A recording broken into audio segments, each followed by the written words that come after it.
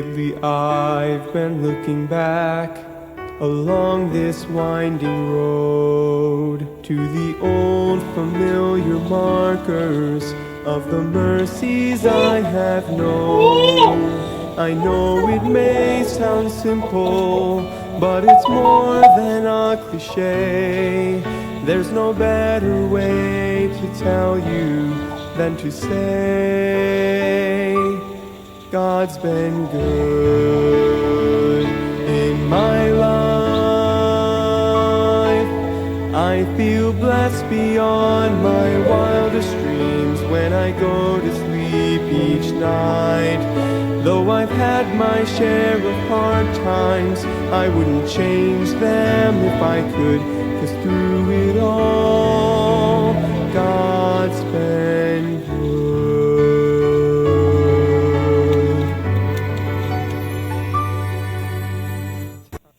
Alright, so magandang gabi po sa ating lahat. Nandito po muli tayo sa ating daily words of encouragement kahit medyo gabi na po sapagkat hatid din po ako sa mga umaten ng prayer meeting kanina at medyo malayo po yung iba. Okay? At tayo pa rin po ay magpapatuloy sa ating daily words of encouragement. Okay? Tayo po manalangin, dakilang Ama, Diyos namin banal, pagpalain niyo po ang aming pag-aaralan ngayong gabi at meron po kayong matutunan sa inyong salita. In Jesus' name I pray. Amen. Dito po tayo sa Galatians po muna. Chapter 5 verse 19, sabi ng Biblia, "Now the works of the flesh are manifest are these: adultery, fornication, uncleanness, lasciviousness, idolatry, witchcraft, hatred, variance, emulation, wrath, strife, seditions, heresy, envyings, murders, drunkenness, revelings, and such.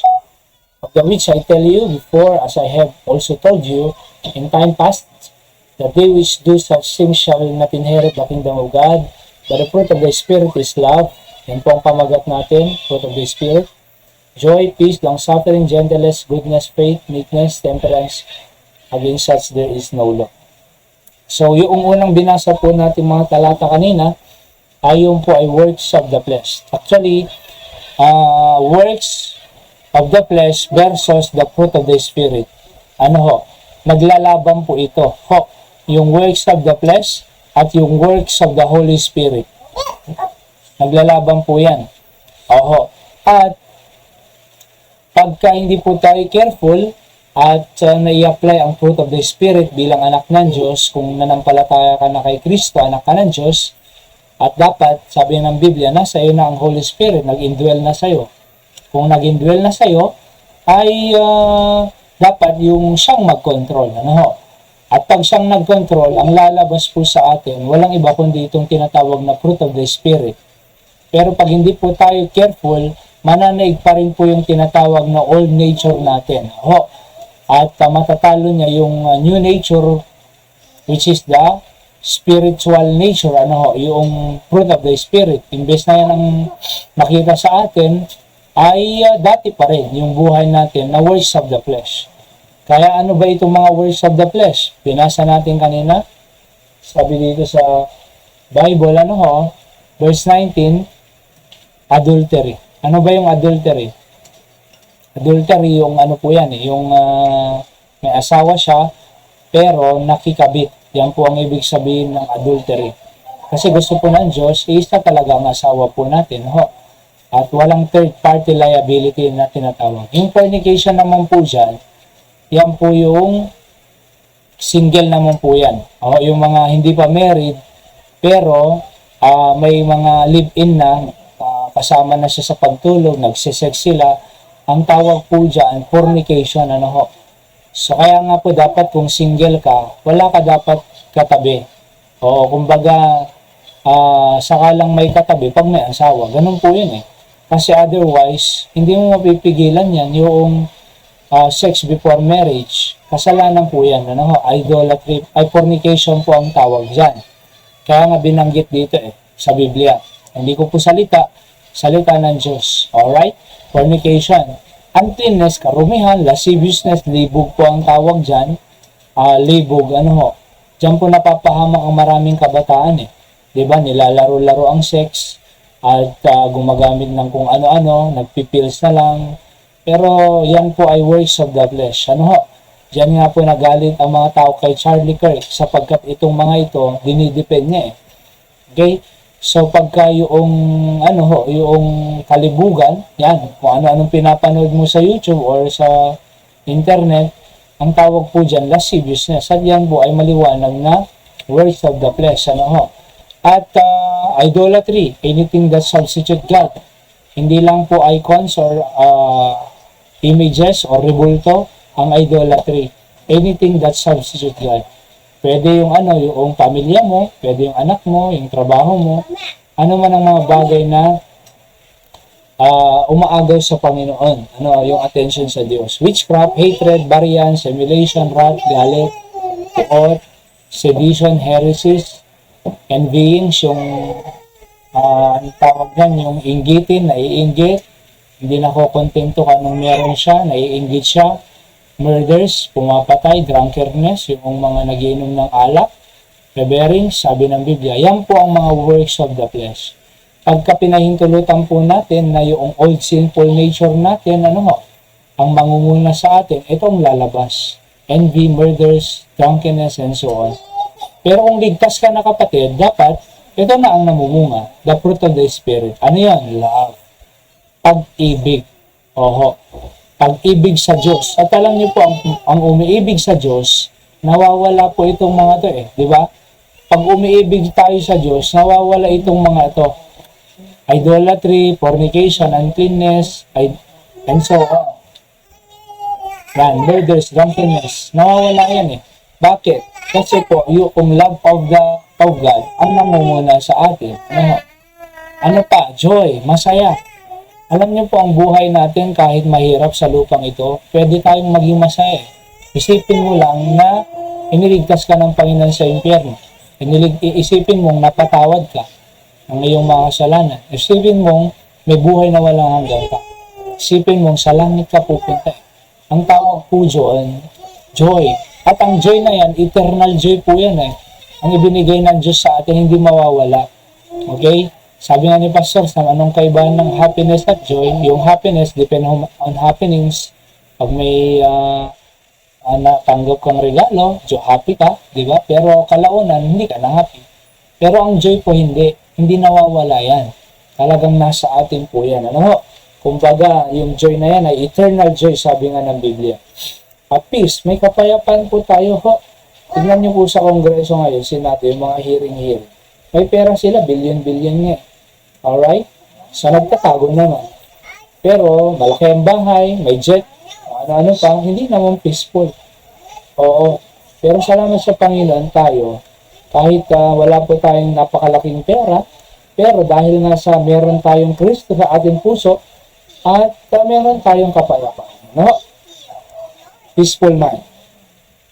And then, long suffering yan. Suffering long. Kahit may sakit, may problema, pero kahit may mga umaapi sa atin, long suffering tayo, di ba? Habang pansensya, habang pagtitiis, gentleness, goodness, kabaitan, faith, paniniwala sa Diyos. Oo. Meekness. Alright? Ano ba yung Tagalog ng meekness? Yung pagpapakumbaba. Oo. Mapagpakumbaba. Meekness. Yan po dapat ang makita na sa atin, kapatid. Hindi yung pride. Kasi po yung pride ay pagka nakita yung pride, sabi ng Proverbs 16:18, pride goeth before destruction. So, mataas ang pride ng tao talaga.